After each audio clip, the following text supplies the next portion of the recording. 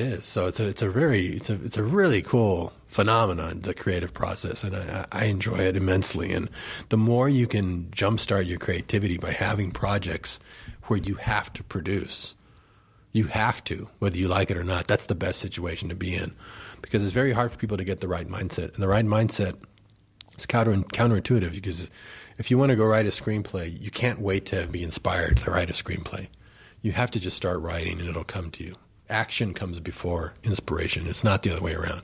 People think they have to be inspired to act, and it's the complete reverse. It should be fucking engraved. It should be engraved, and you can never remind yourself enough. It's hard for people because it's counterintuitive. It is counterintuitive because you think like, oh, I'll just get struck by lightning, and then I'll come up with. It's easier that way, and I figured that out when I was a cartoonist. I used to sit there. I'd spend so long on a strip. It would be you'd have to labor and draw it out, and I would be like, I want to just come home tired from the school day. I want to just sit in my chair and figure out this process where it can just come to me, and then I can go draw it. And I would sit there for hours and hours and then go, oh my God, I only got like an hour left. I could have been drawing. I'd sit down, quickly start sketching, and sure enough, you'd make one drawing that kind of was funny, and then you do a couple of other, this one kind of goes with that one, and then it would come together.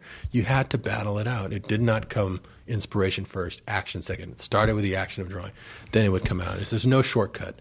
And if you have a project or a network where you have to be creative, you have to put action before inspiration, you're going to just come up with shit. Yeah. Because you're doing the right thing. You're taking the steps, and you're not waiting for the lightning. You make the lightning when you're there just doing the action. So if anything, I'm going to press upon people, and I tell myself this all the time because I forget too that that's really what it is, because it's hard. It's hard to make yourself just get up and just start moving towards a goal. Yeah, because even if you spend 4 hours writing one day and you think it's, I didn't really get anything, I wrote a bunch of stuff, I believe that unsticks the machine of your brain so that tomorrow you might come in and immediately have something that you wouldn't have had if you didn't spend the... But like you said, it's so easy to forget that. Time and time again, I feel like I keep proving to myself, oh yeah, when I just sit down and write, like I crank stuff out, and some of it I can actually, a percentage of it. It doesn't. I think people think it has to be like, just don't. It's not 100%. Like you don't have to get an A+ every time. Even if you get one idea out of 20 things, that's still one idea that can yield so much. This is my best writing advice I can give. I always would read, because I'm not a morning guy. I was a night guy. I would stay up late at night writing. And I would think I was writing great stuff, and I'd wake up the next morning and go, oh my God, it's terrible. I was falling asleep. I thought I was in that subconscious moment where, you think that it's all good. And I would read advice from other writers, and they were all morning writers. And I can't stand getting up early in the morning. They'd get up, they go make coffee, and they go, and then they sit and start writing. I go, I got to figure out another way. I do not want that life. But I'd have to write. And I found, I got to find something worse than writing. What's worse than, it's hard to find something worse than writing. You'll go clean your toilet before you write, because it's just, at least you'll get somewhere, hey, in an hour it'll be clean. Maybe it's a Where very writing, simple process. You're not. Yeah, it's very, you go clean your socks. You're going to do something. You would never clean your toilet if sometimes you went in to clean it, it was dirtier as you were trying exactly. to clean it. It just got worse and worse. And it just starts spewing. And your eyes start watering and your brain locks up, and you're just like, I'm just going to have a dirty toilet. So it finally hit me. What's worse than writing? Getting out of bed. I'm not going to get up, go get caught. I'll get distracted. I'll end up doing 10 other things.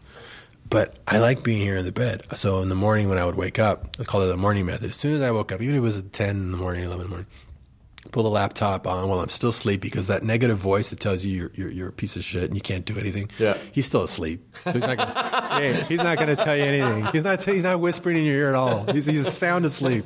He's the last one to wake up. And you just start writing, even if you're not inspired. You just start writing bullshit, and you're half asleep. So it's that great, subconscious, half unconscious thing. But you start, as opposed to nighttime, you start getting more awake, not less awake. So Actually, you start feeding off some of the ideas, and I will stay in bed for a couple of hours writing, because at least I'm cozy in bed. I don't have to get up. Right.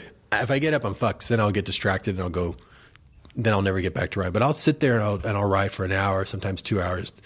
Anything you write from the rest of the day, like while you're in the shower, whatever, thinking of what you just wrote, is gravy. You just did a shitload of work. No negative voice, in just a couple of hours, you get a lot of stuff written that if anything else you do throughout the day will be gravy. But that's what I call the morning method. And it really works. And people told me that they've adopted it.